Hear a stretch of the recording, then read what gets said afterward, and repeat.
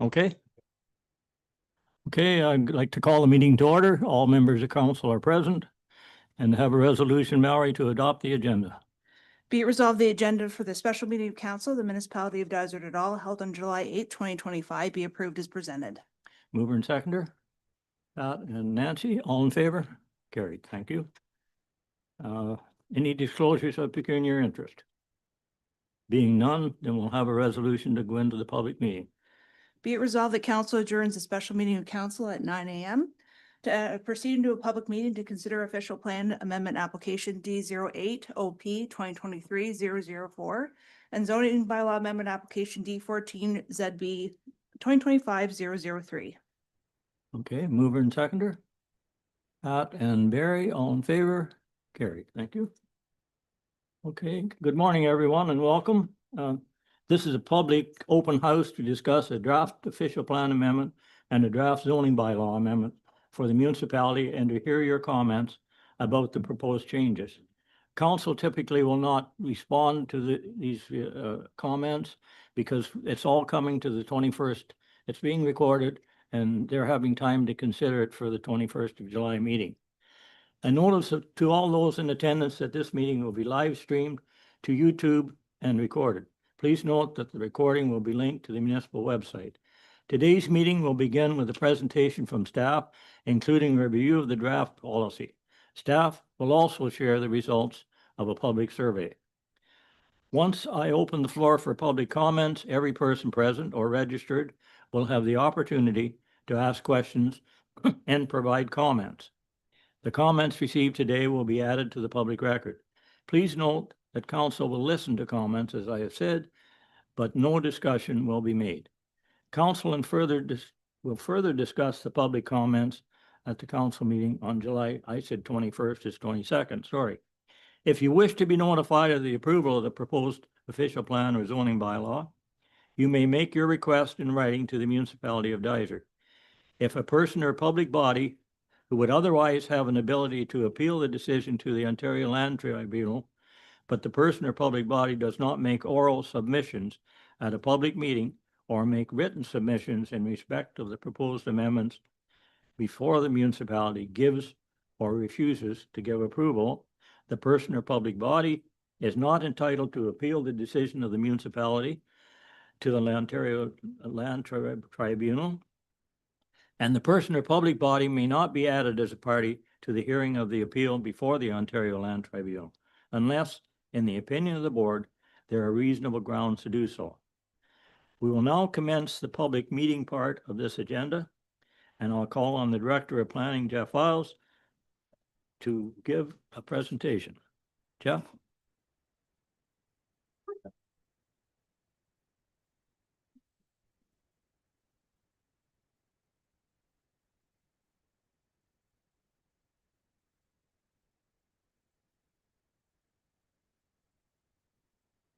Good morning. Can you hear me? Yeah, go ahead, Jeff. Good. Thank you. And good morning, council, and to all those in attendance for today's open house. I'm just going to share my screen here. So bear with me for a second.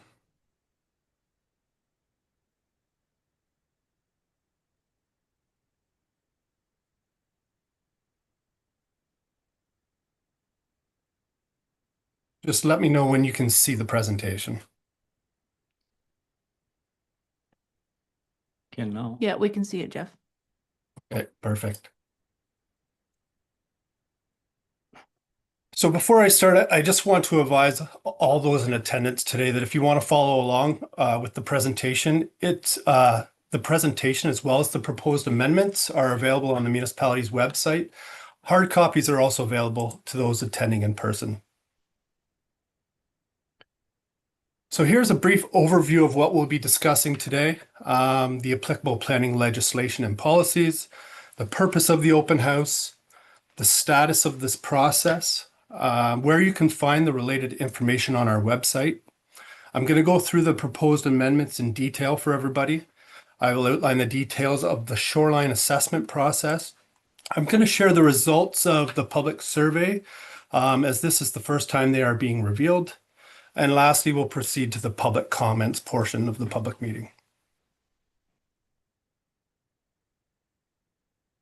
So in terms of planning policy documents in Ontario, planning policies are developed within a hierarchy where broad policies are developed at upper levels of government and refined to more detail at lower levels of government. The Dysart official plan must conform and be consistent with both provincial planning policies as well as the County of Haliburton official plan. Council's decisions and advice must also conform with provincial policy. The County of Haliburton official plan provides general planning policy direction for the entire county, and the Dysart official plan translates these policies into more detailed planning policies specifically for our community. Our zoning bylaw then implements the policies of the official plan and contains specific requirements that are legally enforceable. So through this process today, the municipality is proposing to amend both the official plan and the Dysart zoning bylaw. In terms of the purpose of the open house, it is to provide the public and all interested parties with an opportunity to review the proposed policies and to ask questions or make comments to council. This is the first opportunity for the public to review these policies and make comments, but at least one additional public meeting will be held in the future to discuss the final proposals as set by council. In terms of status, we are now at the point of the process where staff have prepared draft policies for public discussion. Due to the scope of changes, council did direct staff to proceed with an enhanced public consultation process, including today's open house as well as a public survey, which was conducted in May and June. And we will get to that in a little bit in terms of the results of that public survey. At a future council meeting, council will provide direction to staff resulting from today's public comments and discussion. That's likely to happen in July. And as mentioned, there will be a public meeting in the future to discuss the final draft proposals. To assist the public, key documents have been added to the municipality's website. This slide provides that location. The documents include the draft policies, the work plan, and the summary of proposed amendments. Most documents are also included in today's staff report, which is on our agenda if you want to follow along there. So getting to the proposed changes, the changes to the official plan are amendments to the shoreline protection policies designed to permit one roofed structure within the water setback, subject to compliance with the natural shoreline policies of the municipality. The changes to the zoning bylaw include definitions and specific provisions to guide the size, the use, and the location of these structures. The intent of the proposed policy is to maintain an appropriate balance between natural shorelines and the built form within that shoreline setback. So I'm going to go through these policies in detail. I will share the screen with these policies. But again, if you want to follow along, the documents are titled OPA Summary of Revisions. So I'm going to go through the OPA policy changes first, and then I'll follow that up with the summary of zoning bylaw amendments.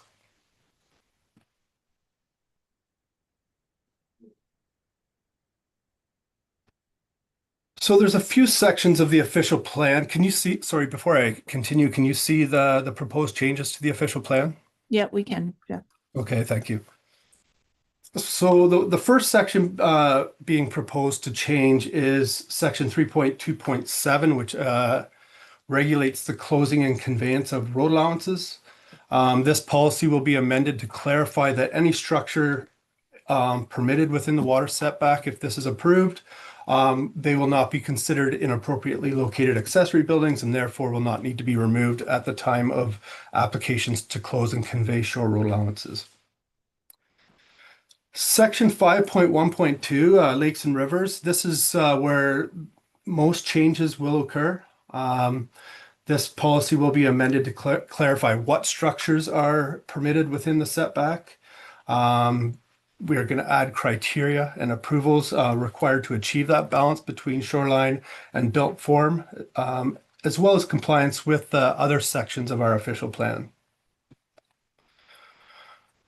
The one other change being contemplated is section 15.2.2, which is a special policy area for Percy Lake only.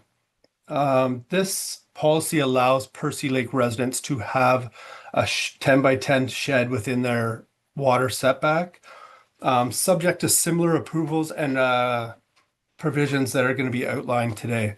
But if council does permit this across the board, then this may not be necessary anymore. I'm just going to switch to the more detailed policies of section 5.1.2 here in a second. I just can't move my tabs because the Zoom tab is at the top. Okay, so here's the detailed section, detailed changes to section 5.1.2. So I'm going to read the language as it's currently proposed. It will say that also accepted from the shoreline setback requirements are a deck and patio that are not attached to a main building, and a maximum of one roof structure as defined and permitted in the implementing zoning bylaw. The roof structure within the water setback is restricted to either a gazebo, storage shed, or outdoor sauna, and shall comply with the following criteria, which will be strictly enforced. A gazebo, storage shed, or outdoor sauna will be restricted to a maximum ground floor area of 15 square meters and a maximum height of 3.5 meters.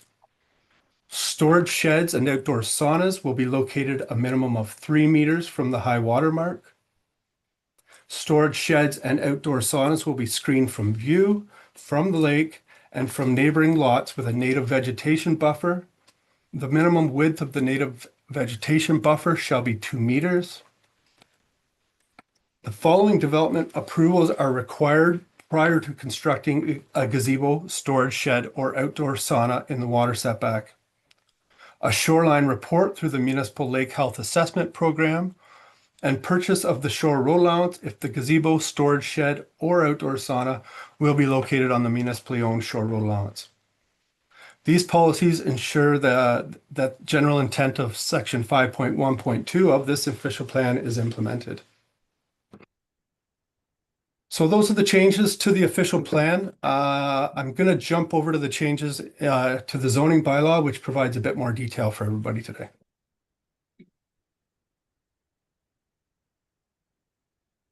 The first change is in section 2, where it's the definition section of our zoning bylaw. We're going to implement 2 new definitions, one for a gazebo and one for a storage shed. The new definition for gazebo is a detached, covered, one-story structure accessory to a residential permitted use, which is not closed except for screening or glass, and which is utilized for the purpose of relaxation. Outdoor sauna, that definition is being redefined. Currently, the maximum is 10 square meters. As per council direction, they want to increase that to 15 square meters.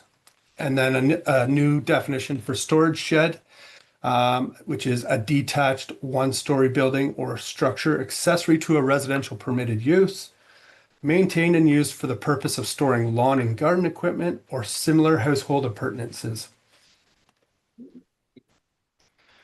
Moving on to section 3.1b, which is the section which outlines which structures are permitted within the minimum setback areas.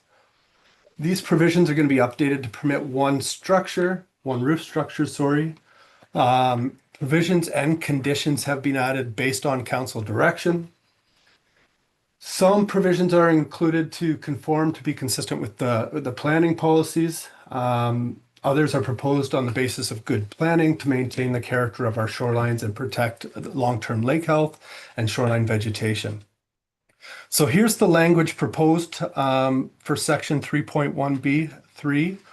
It specifically states that decks and patios that are not attached to a main building and a maximum of one roof structure may be located within the minimum water setback area, abutting a shoreline or high water mark, restricted to a total combined gross floor area of 20 square meters, subject to the following provisions. A roof structure is restricted to a gazebo, an outdoor sauna, or storage shed. The maximum ground floor area of a roof structure is 15 square meters. The maximum structure height for a roof structure is 3.5 meters. The minimum water setback for an outdoor sauna or storage shed is 3 meters. The minimum vegetation buffer width between an outdoor sauna or a storage shed and the abutting shoreline is 2 meters. All structures shall be located above the high water mark. All structures shall comply with the minimum side lot line setback for main buildings, which is typically 4.5 meters in the waterfront zones. No gazebo, outdoor sauna, or storage shed shall be permitted on a shore road allowance unless the shore road allowance is held in the same ownership as the abutting lot owner, the abutting upland lot. Prior to construction of a gazebo, an outdoor sauna, or storage shed, a shoreline report with a score of 100% shall be obtained through the Municipal Lake Health Assessment Program.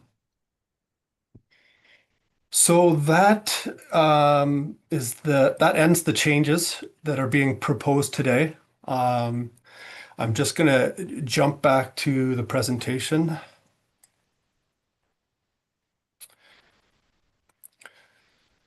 So as I just mentioned, the proposed policy says that a shoreline report with a score of 100% is required before a structure within a minimum water setback is permitted or before a building is.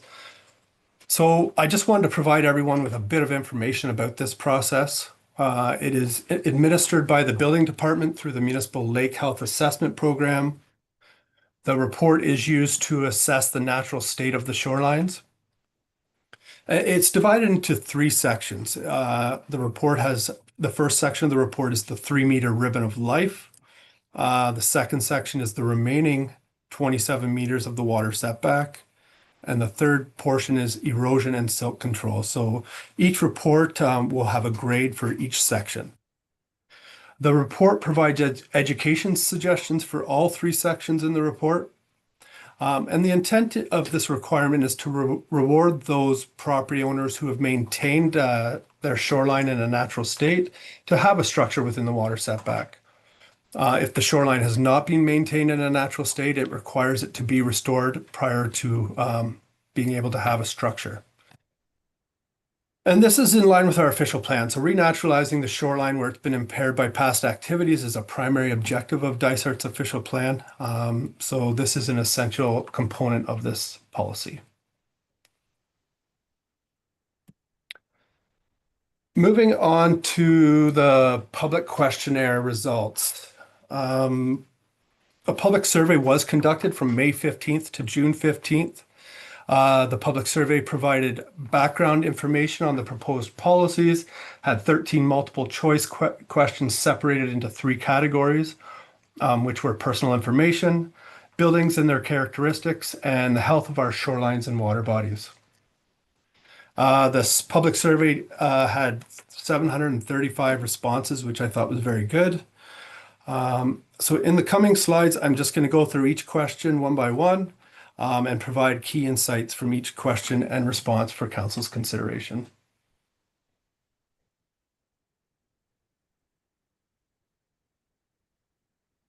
Question 1, in terms of local representation, 96.5% of the respondents either live in or own land in Dysart. So this indicates a strong local engagement and speaks to the relevance of council obtaining feedback on or public feedback on major policy changes.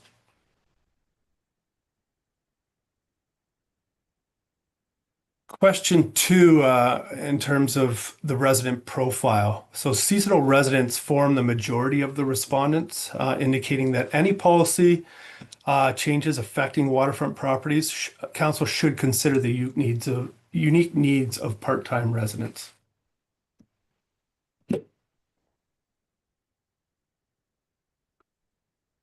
Question 3, waterfront ownership.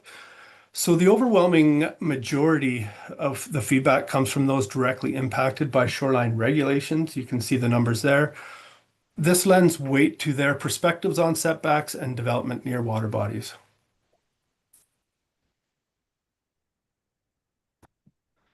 Question for Lake Association membership. So 84% of the waterfront owners who responded to this survey are members of lake associations.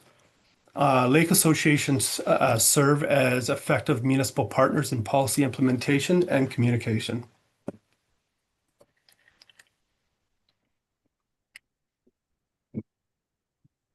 Question 5. So we're getting into whether this policy change is supported by the public. So the community is divided, as you can see, with a slight majority, 56% in favor of policy change to permit a structure within the minimum water setback. So given that how close it is, it indicates a need for careful, balanced policy decisions that address both environmental concerns, but also property flexibility. Question 6, in terms of number of structures, while a significant portion supports some development, a large group does remain protective of the setback zone. So this suggests that if development will be permitted by council, it should be limited and well regulated.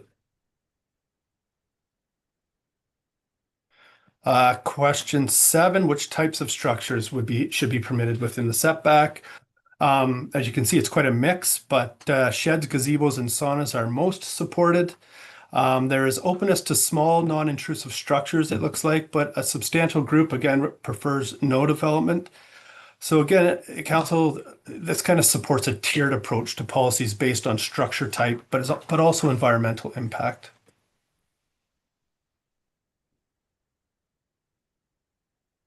Question 8, the preferred setback distance. While many are open to reduced setbacks, again, the largest group supports existing standards.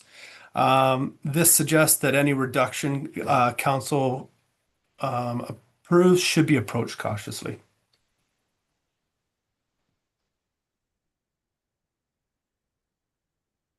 Question 9, maximum building size. So among those in favor of a structure in the setback, 15 square meters is the most supported size, with 10 square meters close behind. Modest size limits align with environmental protection goals.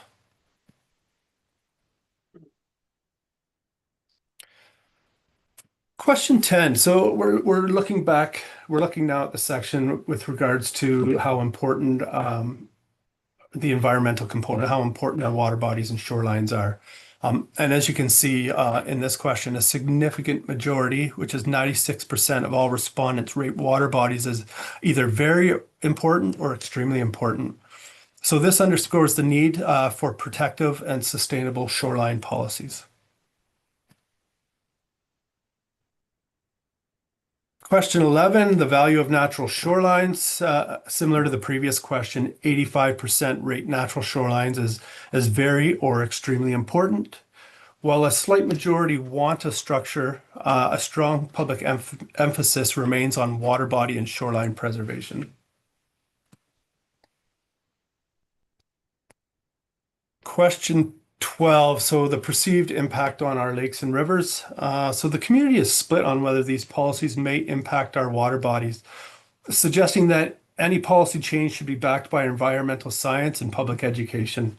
We should have an education component out there with this. And the last question, which is the effectiveness of our current policies. The effectiveness of the existing shoreline protection policies is perceived as mixed. This suggests room for improvement in policy implementation, enforcement, and communication.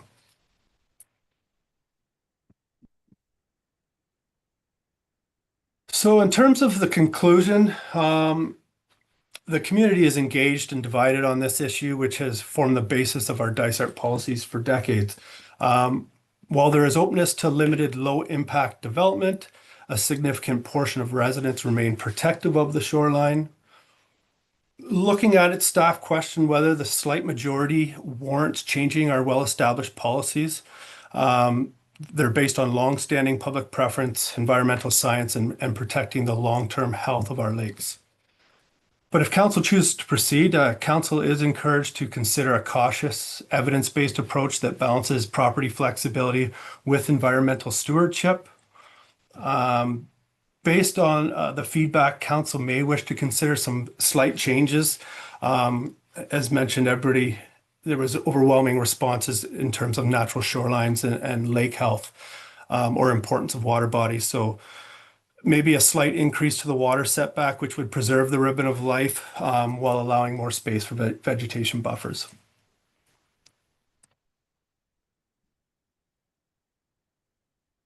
So public comments, I'm going to go through them. As of the date of this report, we have received 10 sets of public comments. I will summarize them as quickly as possible for council's consideration today. So just bear with me. So comments were received from Paula Miller, who is chair of the Redstone Lake Cottagers Association. The Redstone Lake Cottagers Association outlined concerns that the proposed changes will negatively impact the water quality of our lakes. The removal of vital shoreline vegetation will remove important fish and wildlife habitat, cause shoreline erosion, and reduce the filtration of nutrients and harmful pollutants. They questioned what could be gained and what could be lost by such changes and urged council to take a data-driven approach to this decision.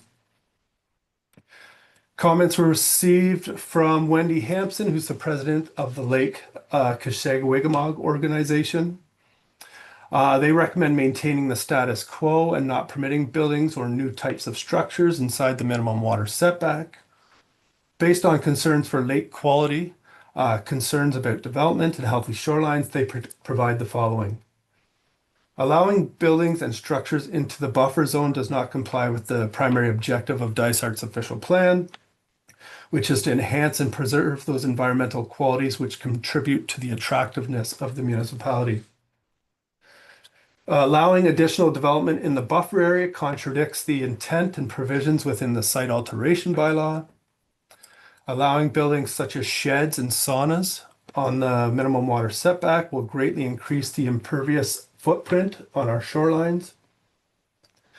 The impact of clearing vegetation on small lots that exist on Lake Keshagawigamog and other lakes with a long history of development is very pronounced. It has been researched and documented that native vegetation, including herbaceous plants and shrubs, prevents a whole host of problems affecting lake quality and is the easiest and most cost-effective method for protecting the land, the water, and the ribbon of life. They suggest to continue to allow structures like decks in the minimum setback, but decrease the permissible clearance of vegetation to 1 meter on all sides. Buildings and structures should be more clearly defined in the applicable bylaws. The zoning bylaw currently includes hot tubs and swimming pools as structures. It should be noted that these structures require use of many chemical products. Many of these compounds, such as chlorine and bromide, are well-known environmental hazards. These structures should not be permitted in the shoreline setback. There are environmental concerns for buildings such as saunas with a drain in the setback area due to the gray water produced. The third set of comments were received from Deb Rawichko and Scott Jury, who are co-presidents of the Conesus Lake Cottage Owners Association. They are concerned, or at least the Cottage Owners Association is concerned, that the suggested changes have been proposed without considering the history of Dysart's official plan and zoning bylaw and the rationale for the current restrictions for structures within the water setback.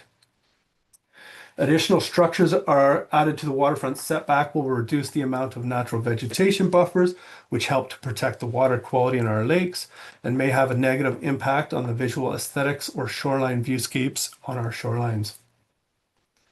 Allowing additional structures into the buffer zone does not comply with the primary objective of the official plan, which is to enhance and preserve those environmental qualities which contribute to the attraction of the municipality.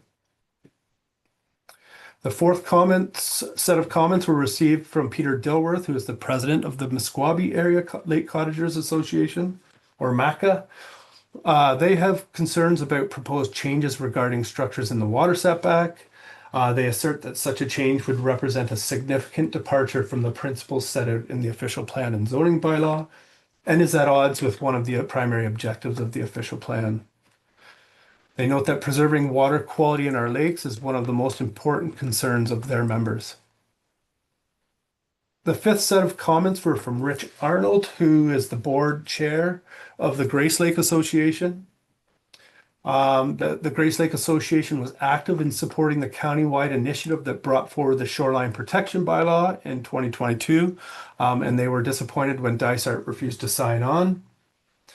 During the consultation process for the Dysart site alteration bylaw, the Grace Lake Association stressed the need for Dysart's site alteration bylaw to focus on enhancing protection while also encouraging the preservation of natural shorelines across the municipality. The Grace Lake Association has concerns that the suggested changes have been proposed without considering the history of our policies and the rationale for the current restrictions. Similar to the other one, current permitting additional structures in the water setback, it does not align with the primary objective of the official plan. Three key components to the Grace Lake Association's mandate are to promote measures to protect and preserve Grace Lake, its water and shoreline, encourage appropriate sustainable development on Grace Lake, advocate with the municipality of Dysart et al. And other government bodies for measures in the interest of their lake.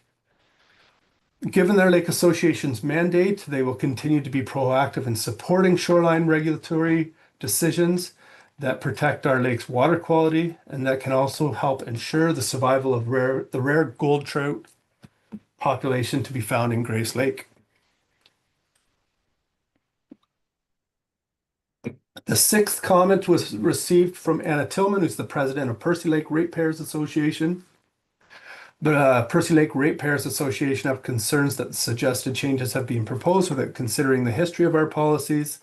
Additional structures added to the setback will reduce the amount of natural vegetation buffer, which helps to protect the water quality in our lakes and may have a negative impact on the visual aesthetics of our shorelines, as well as the natural viewscapes. The exemption for sheds they currently have in Percy Lake tries to balance this with restrictions, including a requirement to hide the shed with vegetation. They do not wish to see fewer restrictions applied here. We do not want, the last thing they say, we do not want our lake to become Lake Muskoka, where boathouses and other structures line the shorelines. Comment number 7. Comments were received from Jim Prince of Kinesis Lake. He provided articles from 2005 issue of the Haliburton Echo, which was during the creation of the 2005 Dysart official plan, which indicated support for natural shorelines. He notes that he was unable to review the minutes from those meetings, but notes that council may wish to review those records to understand the rationale for the OP at the time. Council should focus on good planning practices for shoreline properties, shoreline protection, and water quality, instead of the pressure from folks who have non-conforming or illegal structures within the setback. Additional shoreline structures will remove the vegetation that filter nutrients from septic systems before they enter our lakes. It is also our collective responsibility to provide our downstream neighbors in the watersheds with the best possible water quality that we can. He notes that any decisions to change the OPM bylaws should also be data-driven. This data would show that the current bylaws and processes in place are working. And lastly, he notes that the original Dysart official plan and bylaws from the 2000s were very well crafted and have had a positive impact on protecting our shorelines and lakes. Comment 8 was received from Doug Lenart, who is a property owner on Kinesis Lake. He endorses a shoreline structure, but notes that the side yard setback or sightline setback is critical. He notes that in the 60s and 70s, the major issues where people would erect a shoreline structure in locations that preserve their own personal water view at the detriment of their neighbor's view of the water. He notes that sightline angles from neighbors' buildings and side setbacks be proportioned to the setbacks such that obstructing the neighbor's view is minimized. We see ninth set of comments was received from Lana Harvey. Miss Harvey is opposed to any additional building by the shoreline. She notes that the cottage owners do not adhere to size and no one will monitor this. She has further concerns that lake views will be compromised. Comment number 10 was received from Jeff Smallwood. Mr. Smallwood asked who does the shoreline assessment and wondered what the cost would be of this assessment. He also asked whether a building would be permitted, whether a building permit would be necessary for a shed that is 15 square meters. Comment 11 was received from John Cowan.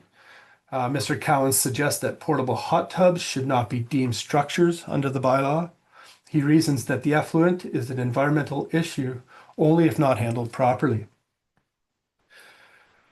Condition 12, additional comments have been received from the Canisius Lake Cottage Owners Association.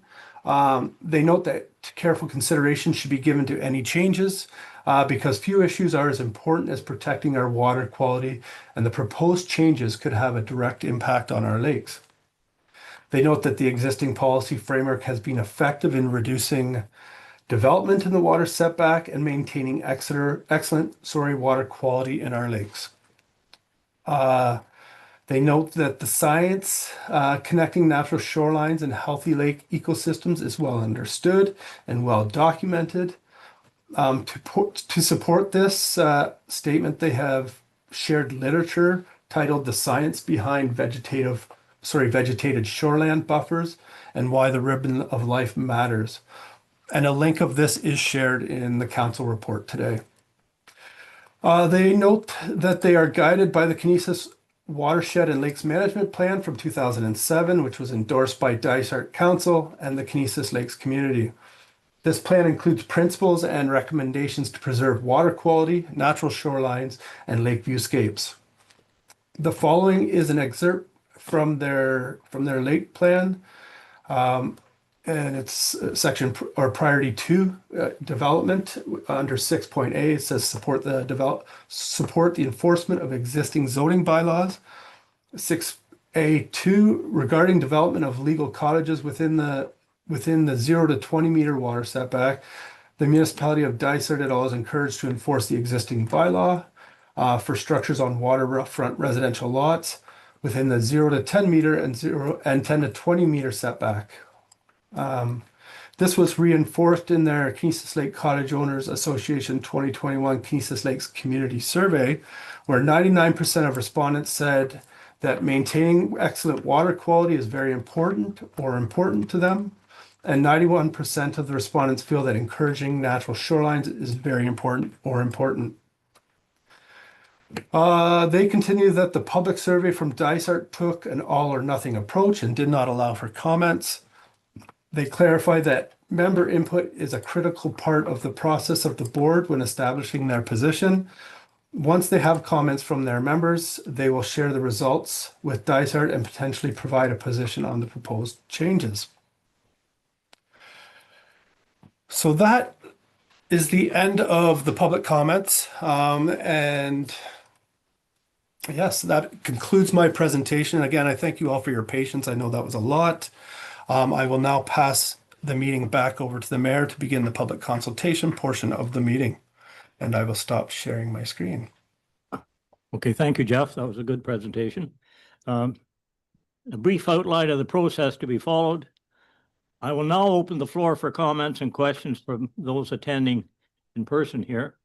And after that, I will ask you to identify yourself before speaking and direct all comments to the chair.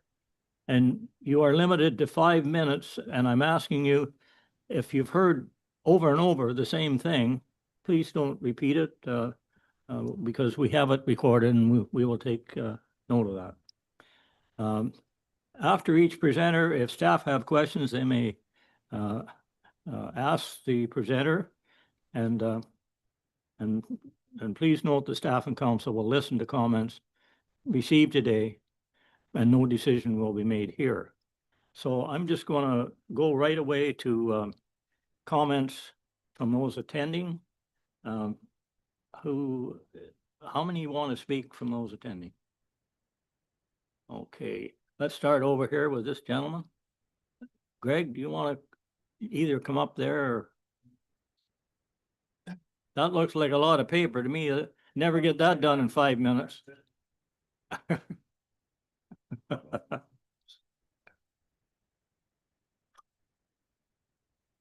Well, thanks for having these meetings. Actually, it's obviously critical for the county. I'm Greg Bishop, Ontario Land Surveyor, professional engineer. I also spent 4 years on the OMB from 2000 to 2004, and then the OLT just more recently from 2000 to 2024. I was a member, vice chair, alternate chair, and ultimately the interim chair of the OLT. Also, obviously, with Bishop and Wilson and Paul and I, we were involved with almost every new development that happened in the county over the last 30 years. So fairly knowledgeable about the OP and the whole process and those types of things. So unfortunately, as typical me, I started working on this morning because I had another matter to contend with yesterday. So I'm going to read a few things and then we'll follow up. The existing shoreline official plan policies around accessory structures designed to maintain a lake-friendly scale, to protect the riparian zone, and to maintain what one would consider the Haliburton character.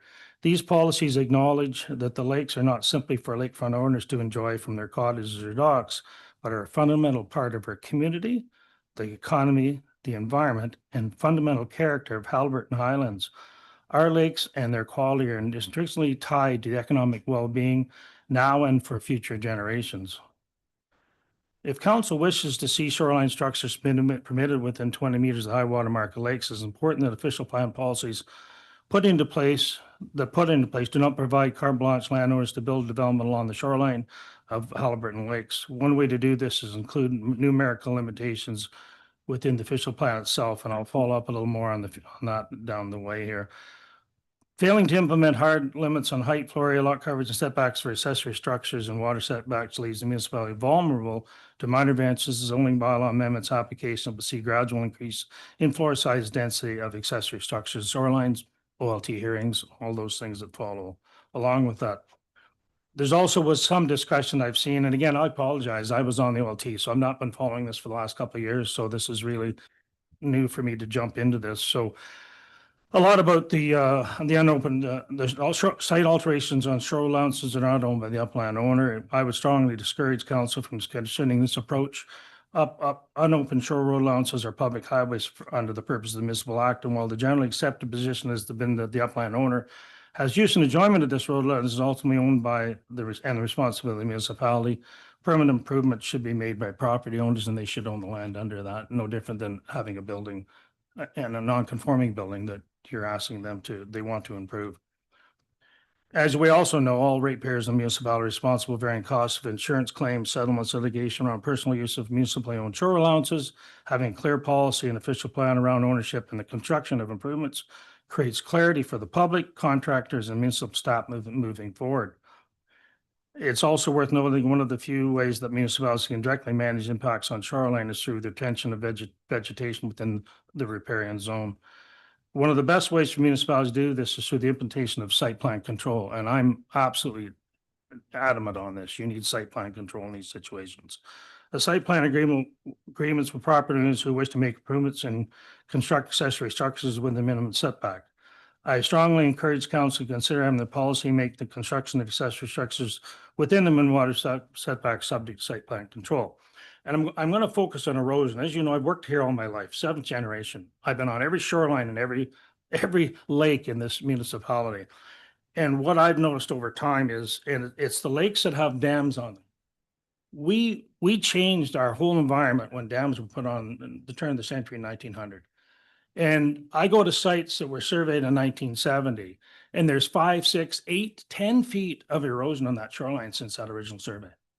And what's caused it is the dams have been put on. It's detrimentally changed the shape of our lakes because it's taken away. I've seen shorelines taken away by 20, 30 meters.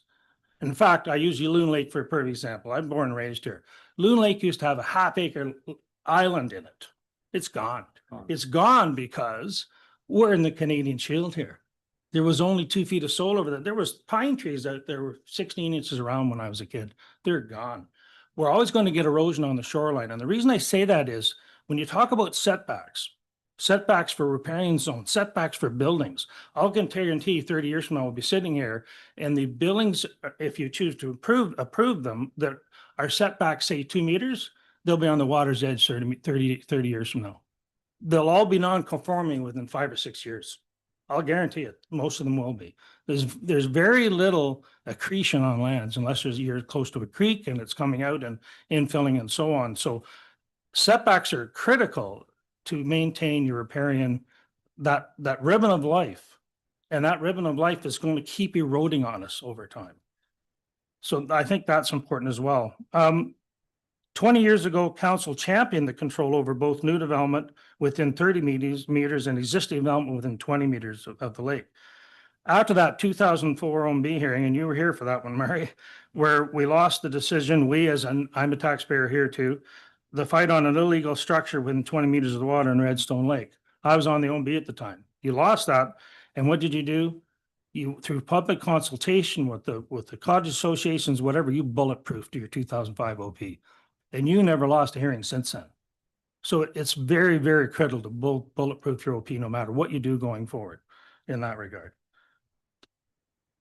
I'm not trying to push you, but you're pushing your time. limit. Yep, okay. It's time and if you choose this, it's time for council to champion future development on existing lots created prior to the development by approaching this through anything within the 20 meters of the water's edge by having site plan control. And I do believe that those are necessary to keep the things in place so that they follow, so that we actually gain a net gain on the shoreline. There's a few things else, but I'll stop there. Well, I just have one question for you. To achieve site plan control, who does that? Well, site plan control will be done through the municipality. Yeah, but who does this actual site plan control? Well, again, Do we hire somebody to do that or? again, it's no different than I'm all the development over the last 20 or 30 years, Mary, what did developers do? They hired the proper consultants to do the proper Right. job. So it's not No. something you could do yourself? No, it's No, not. Okay, that's what I was. No, point it's I was not. trying to make. I don't believe it is. Yeah, okay.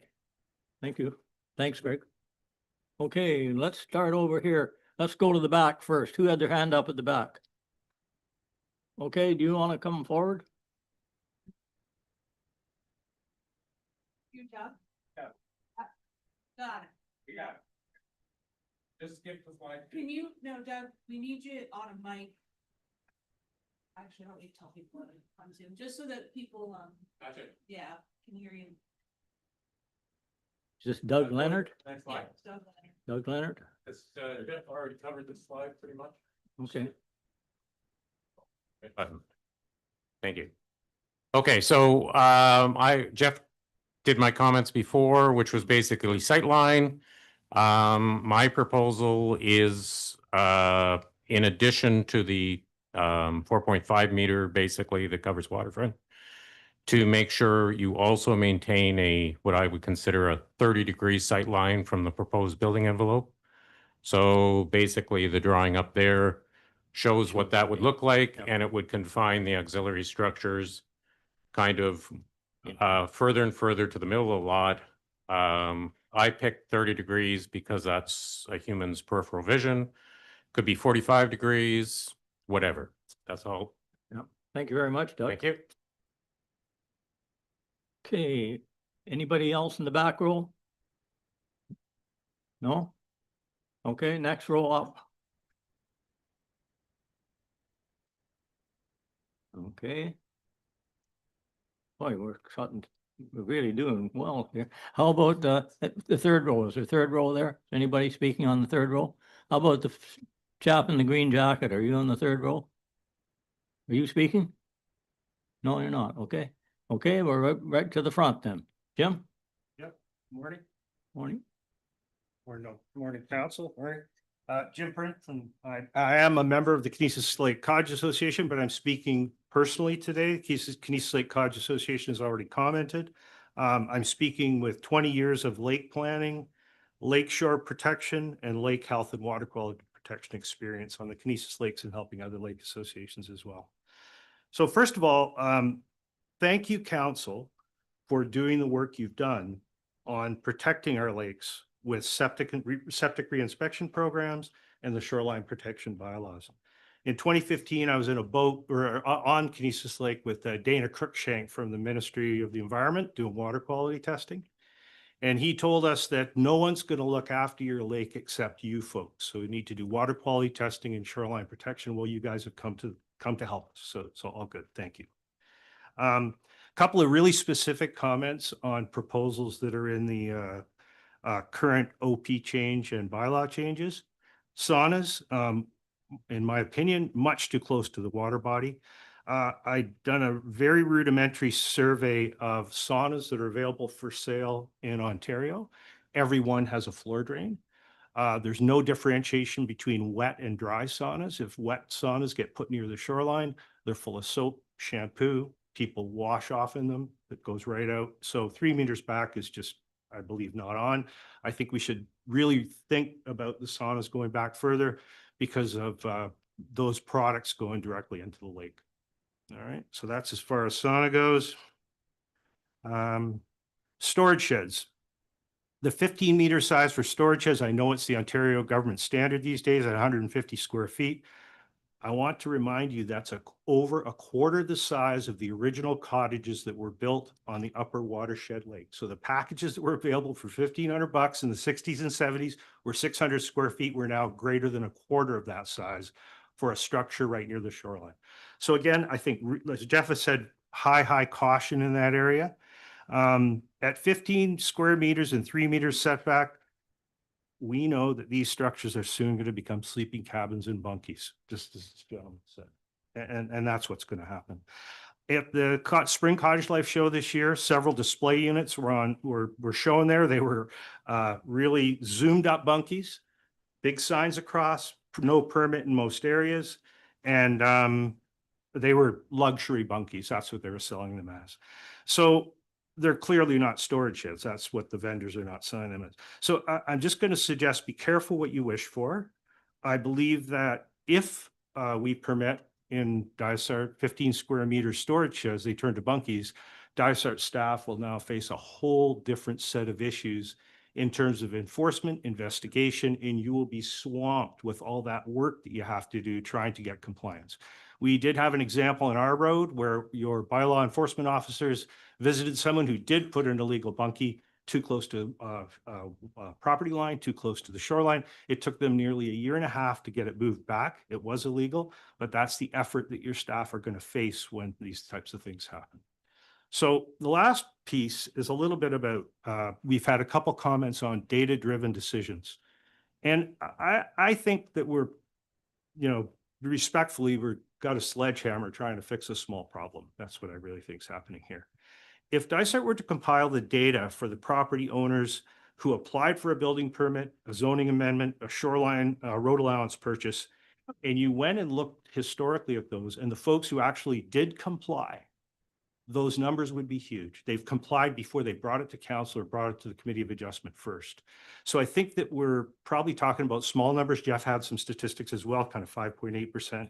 I think most people, when they want to do an addition on their cottage and they apply for a permit, they put the site plan in, they see something non-compliant, they do comply, but we never see those statistics. So I think people are generally willing to comply. Anyway, those are my comments. I thank you for the public meeting and keep up the good work in Dysart Council. Thanks, Jim. Okay. Anyone else got comments? Yes.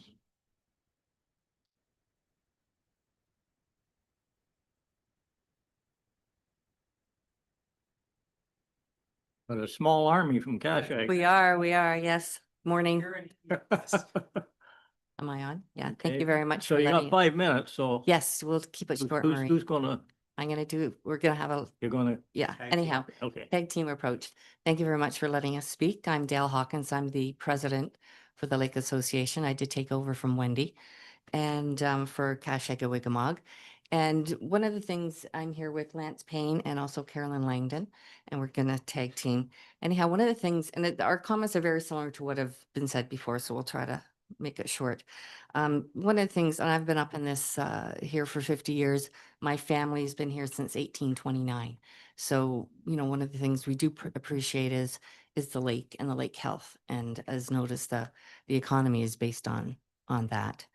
And, when I look across the lake, which I do quite often, it's one thing I do like about Halliburton is you can see trees. You don't see buildings. And that's to me important. And it's also important to our health of our lakes and our environment. And to me, Lake Cashega-Wigamog, most of the lots are 100 feet or less. So to allow large structures on it would, I think, ruin the shoreline structure. It would have an impact on our environment. We did do a residential survey, and 95% of people are very concerned about our water quality. So that's consistent with all the other things that we had.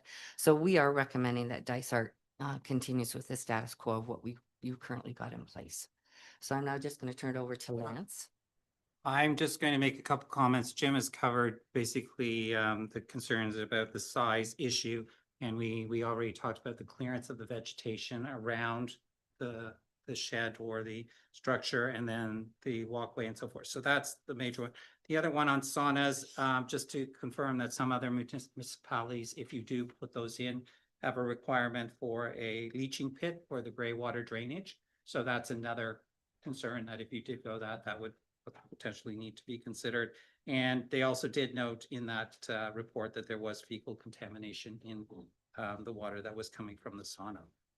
And just for Jeff, I just wanted to, at some point, you have in your report about the provincial policy and how roof structures are impacted in relation to, for example, lakes at capacity with the 300-meter setback. So we weren't clear as far as how that would affect a particular lake, Tread Lake capacity. Which we are.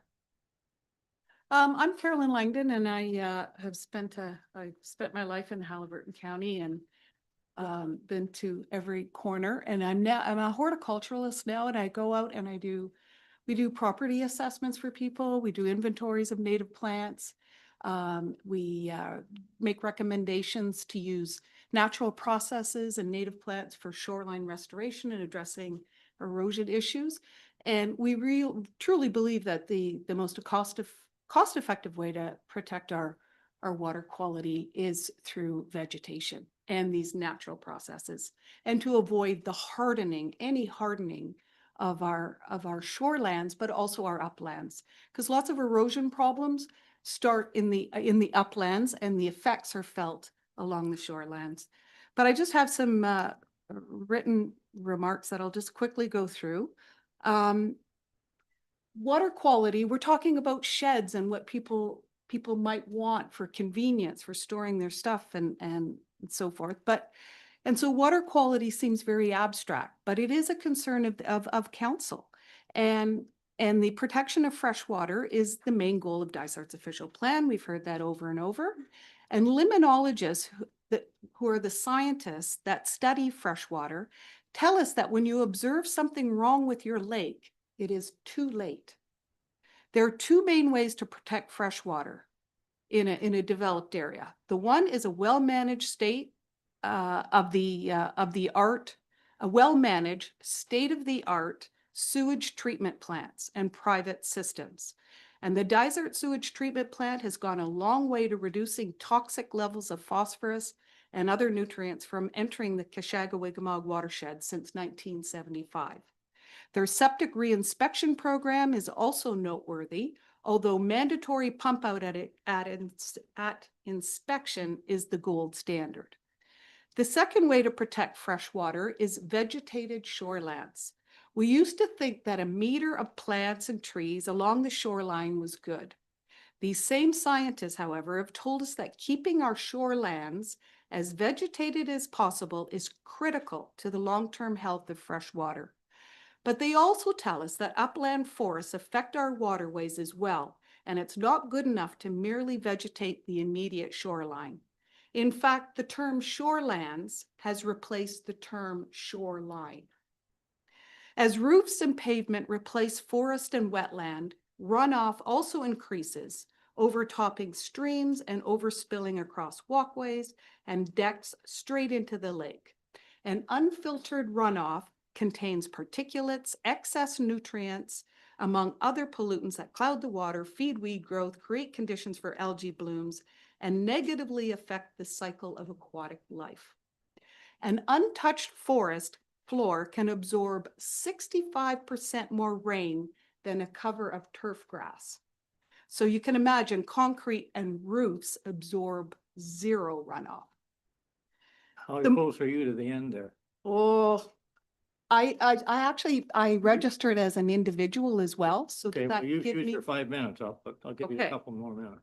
So I just want to, like, the environment is so incredibly important, and so I follow this stuff on a global scale, and half of all US waterways are unswimmable, half, and unable to support fish and wildlife. Only 5% of Europe's 55 major rivers are considered pristine by the UN Environment Program. The Kashaga-Wigamog watershed is slated to be an urban zone with all the attendant ills that come with suburbanization. The entirety of Head Lake and Grass Lake and the north side of Birch Narrows and Lake Kashaga-Wigamog to Deer Point on Wigamog Road is zoned suburban residential and falls within the settlement area of the village of Halliburton. So we've got sewage treatment plants in place. So urban regulators, if you look at the next step up, and we have to look ahead for Halliburton, and if the Lake Kashag is going to be an urban area, urban regulators and other jurisdictions are looking for ways to clean up runoff from roads, rooftops, and landscaped areas. This runoff, as you all know, is called non-point source pollution, and it adds up to a big water quality problem that is rarely regulated or even measured. There are formulas for determining how much runoff hard surfaces such as roofs and decks will generate.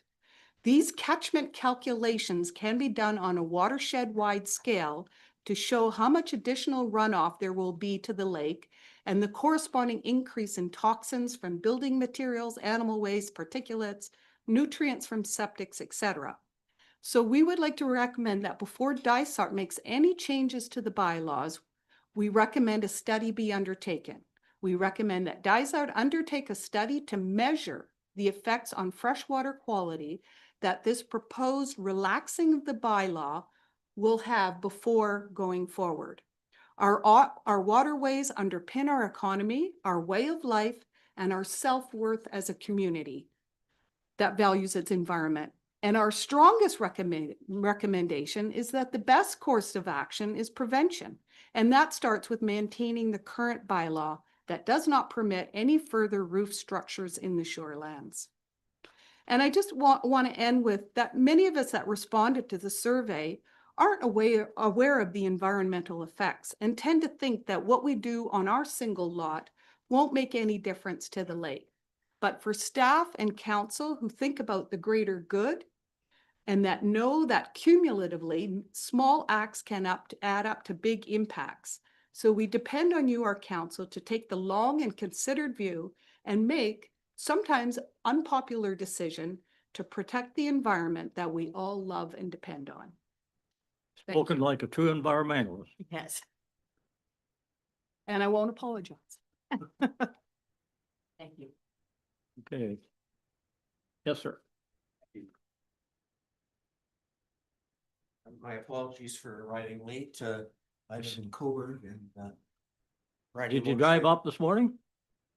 I just rode up on my motorcycle and those twisty roads. Sometimes I just get carried away. Okay. So my So you're here apologies. Anyway. My name's Chris Gates, Gates. Unfortunately, not related to Bill. Not quite as rich, eh? No. I won't go on too much about how long I've been a member of the community here, but I will say that this August, my family will be celebrating its 52nd year on Benor Lake. And my mother always said, don't cut any trees by the water, leave everything alone. So thanks to her, our environmental assessment report, our ribbon of life came up 50 out of 50. And our total report was 85 out of 100. So we're pleased about that. My reason for being here, and I will keep it short, we recently were given permission for a short-term rental license. We've been renting our cottage out and as a great way to keep it for the last 8 or 9 years. We worked through an agency, a broker. There are some brokers who give short-term rentals a bad name. We are not with that broker. We work with cottagerental.com. We very strongly support the short-term rental program that you've put in place. We need to make sure that people respect the properties that they're renting. Short and sweet, I guess our issue, and it may have been addressed here as I was coming in, is what defines a gazebo in the setback area.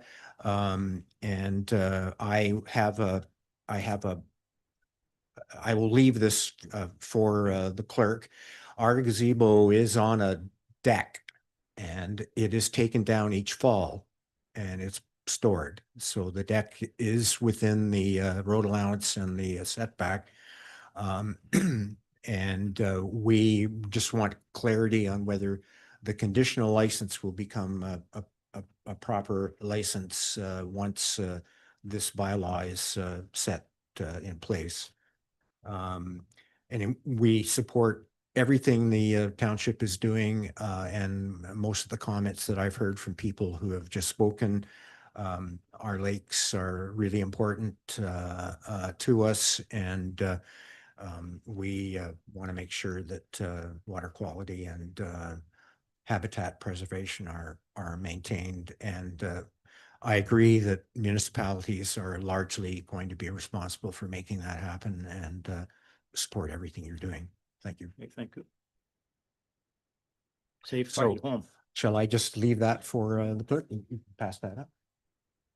Thank you. I think we have a number of people that want to come in by Zoom. What time is it? It's yeah, we take a 10-minute break, and if you're want to stay and hear the people on Zoom, was there somebody else that wanted to speak there? Yeah. Yeah, sure. Thank you. You were shy. You didn't put your hand up to start. I was listening to what everyone else had to say. Just make sure I didn't And your name? cover it off. Jeff Smallwood. Okay, A few of the members here have been at my property, my family's property. We wouldn't have a concern getting 100% short report. We don't do anything to the property. We have a path that goes down to the lake, and that's what it is. Everything else is natural. Good. By observing other cottages on numerous lakes, they clear cut down. They have grass right to the water. There is no ribbon of life. Right. Would the council consider imposing or putting in a policy for ribbon of life? That would get rid of the decks that are along the shores that people build right along the shore, right? That would help the water quality in a roundabout way, right? So if you teach people, you put in a policy with that, the people that love nature don't do anything to disturb it. Me personally, we have a 45-degree angle from the lake up to the cottage. pretty steep. It's about 60 feet of distance. Some people have seen the property. They know how it is. By allowing a shed down at the lake, that's just storage, right? Motor, kayaks, the stuff that's down there, it would assist that. Our shore is so dense that you can't see my cottage from the lake. Okay. I think that there should be a bit of thought process about people that respect nature rather than people that just cut things down.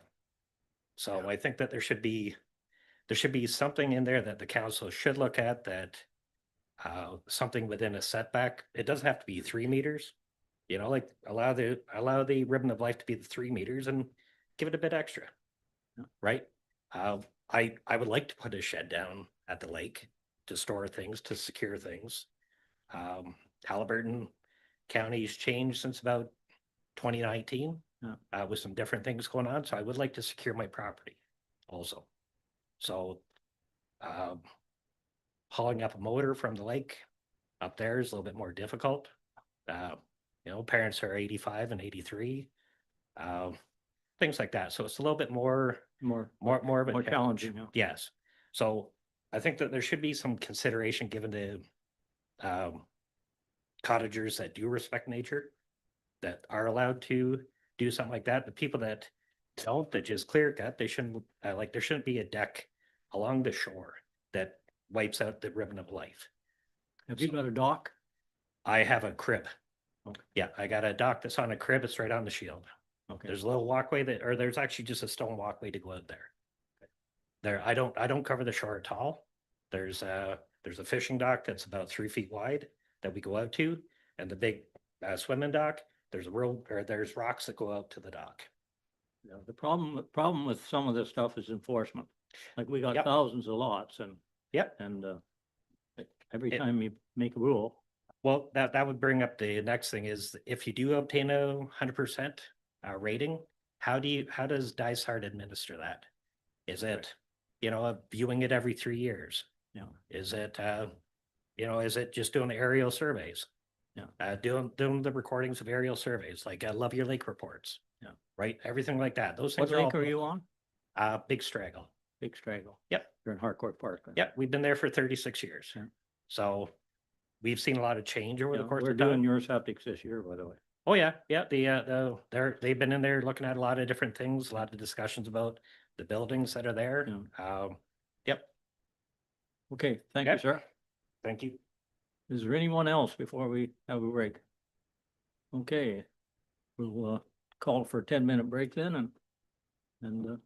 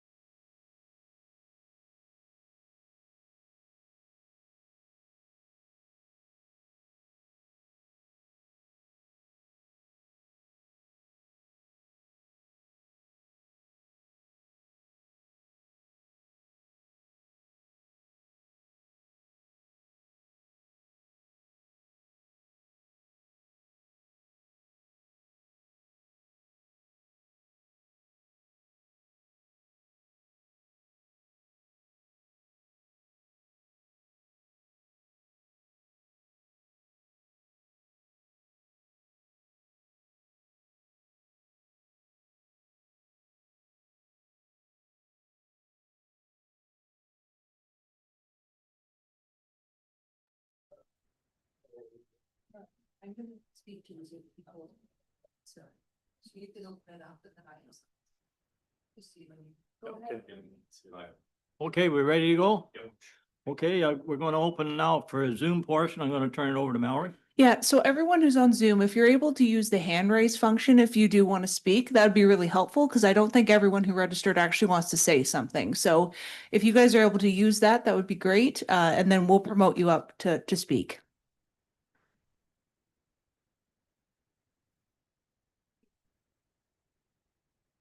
So will we start at the top of the list then? Okay.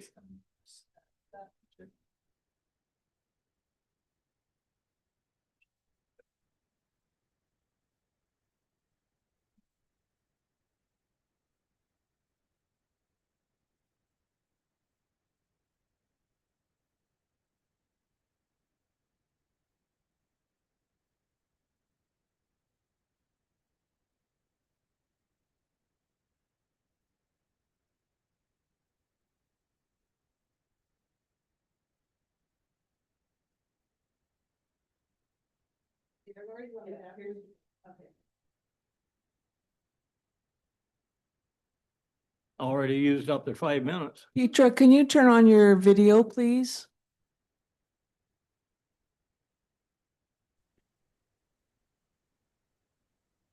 Oh, there you go. Perfect. Here I am. Good morning, everybody. Morning. My name is Petra Hammann, and I have been in the area as a cottager for over, close to 30 years. I'm a resident and a business owner and a self-declared environmentalist. So I'm still very much in favor of the proposed changes, and I just want to circle back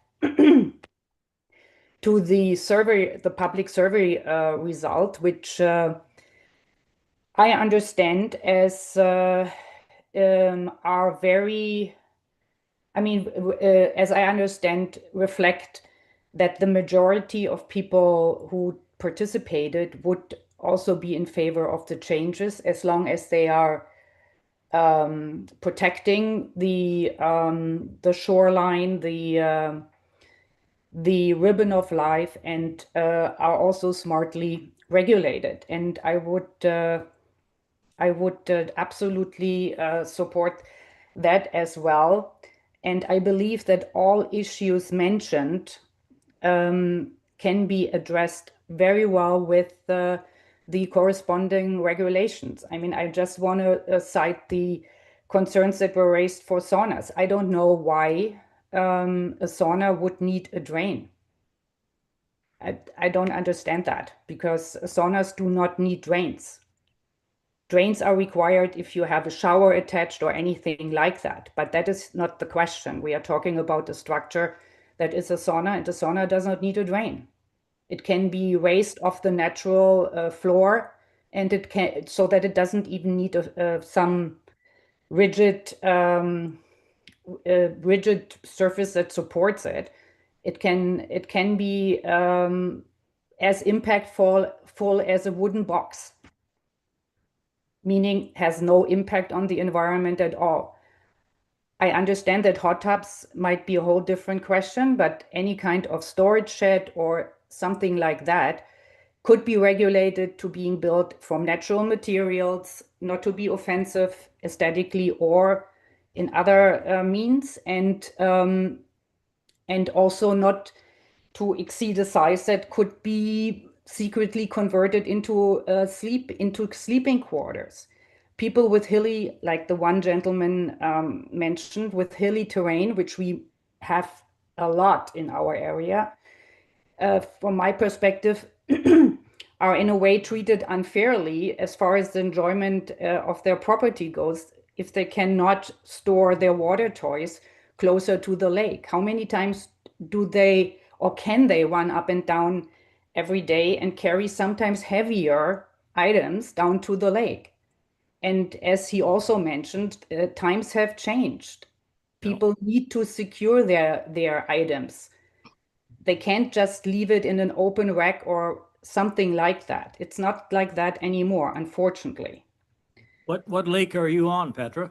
I'm on a small lake. It's called Bitter Lake. Okay, I mean, we don't have security issues. We have super hilly terrain. We are a very tightly knit community with with mostly people who are very keen to protect our water body because we enjoy pristine water and everything, and shoreline is mostly natural. And if anybody has anything built into within the 5 meter, let's say, setback that is proposed for the smaller structures, you wouldn't see it. I mean, my properties has 1,200 feet of frontage and it is entirely natural. yeah. So you don't have any structures on your property? I have plenty of structures on my property. It's rurally zoned, so I have a cottage, obviously, and I have a barn and things and a garage and stuff like that. But within that, I have no clearance whatsoever along the shoreline, except for a path to the dock. Okay. All right. So, I mean, this is the approach I'm supporting, or I'm absolutely supportive of. And I believe the challenges of enforcing regulations that go across everything that's regulated in our community. And it should not punish people who are generally, as was pointed out before, are generally willing to comply. And for the few bad apples that might not. And it is, I don't think that this should be a regulative for allowing smartly regulated and protective bylaw amendment. Okay, I think your 5 minutes is just about up, Petra. Okay. Thank you very much. By the way, you're the second environmentalist we've had on in concession here, and you're completely opposite the first one, so that's interesting. Yes. And may I add one more sentence to this? I realize that there were some comments or many comments from Cottage Lake associations, including mine, and I want to mention we, as the members, were not consulted before they formed their opinion. Okay, thank you. Thank you, Petra. Okay. Thanks again. Next, Lori.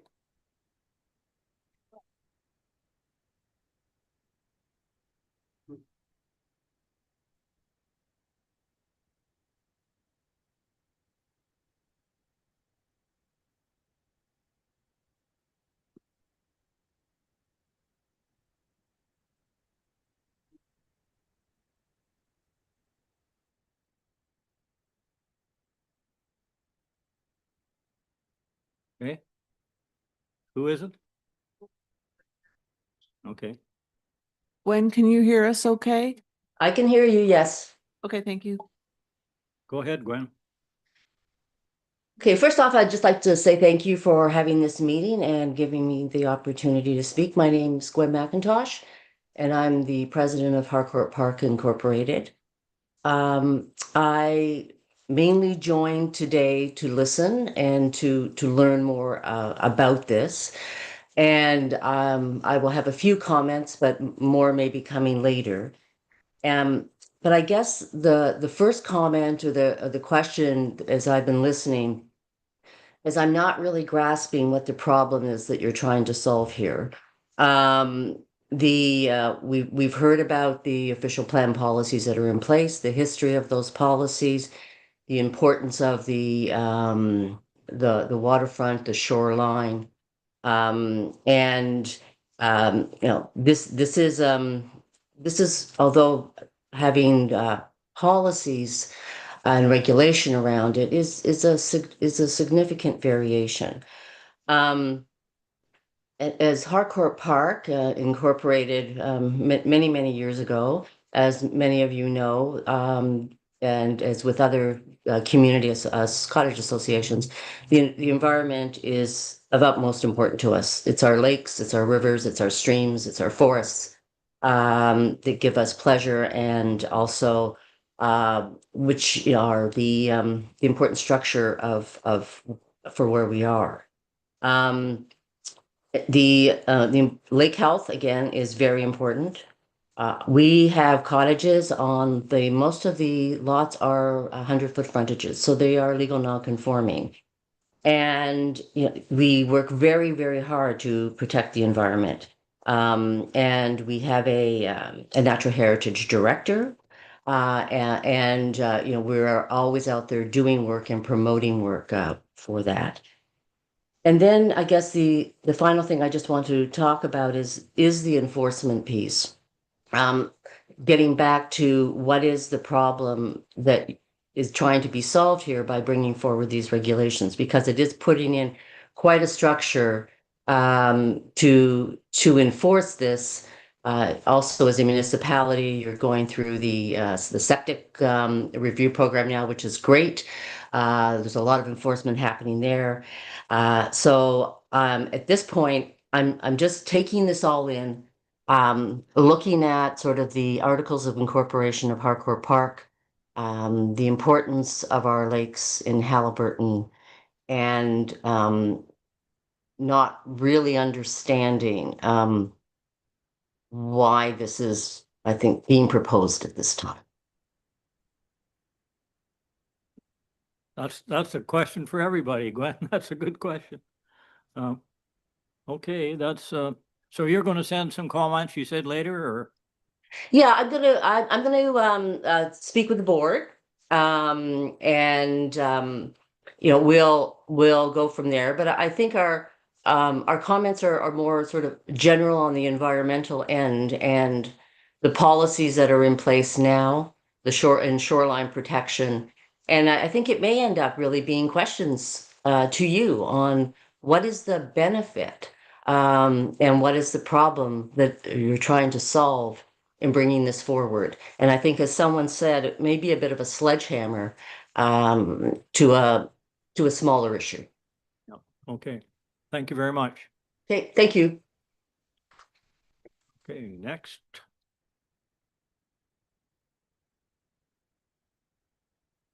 How many lakes in Harcourt Park? 6? One. Anyone wishes to raise their hand on Zoom for anyone who wishes to speak? Okay. If there's anyone that wishes to speak on Zoom, raise your hand and we'll bring you in. There's a list of 12 or 13 here, so. That's it? No. You must have heard what they wanted to hear earlier. Okay, so. Okay, so this just about, unless somebody's got something else they want to say.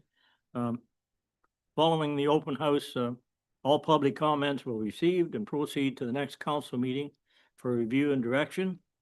And following that, staff will revise the draft policies based on council's direction. The final draft of the official plan and zoning bylaw amendments will be considered by council at a public meeting in either September or October. Please visit our website to review all the comments related to the process. And I really want to thank everyone for participating. It was a very well organized group and good participation. So we will. I can read the resolution. Yeah, if you'd like. do the resolution. So be it resolved, the council received the staff report and presentation dated July 8, 2025, related to the proposed official plan and zoning bylaw amendments to permit a roof structure in the minimum water setback. Okay, mover and seconder. Nancy and Walt, all in favor? Carried, thank you. Then I'll adjourn public meeting if that's Right. okay. Be it resolved, the council hereby adjourns the public meeting at 10:37 a.m. and reconvenes a special meeting of council. Okay, mover and seconder. Pat and Carm, all in favor? Okay. Okay. Carried and confirming Confirming. bylaw. Be it resolved that bylaw number 2025-62, being a bylaw to confirm the proceedings of the special council meeting held on July 8th, 2025, be read a first, second, and third time, passed, signed, and the corporate seal attached thereto. Okay, mover and seconder. Tammy and Barry, all in favor? Carried. Okay, now we have the adjournment. Be it resolved that council adjourned its special meeting held on July 8, 2025 at 10:38 a.m. Mover and seconder. Walt and Pat, all in favor? Carried. Thank you.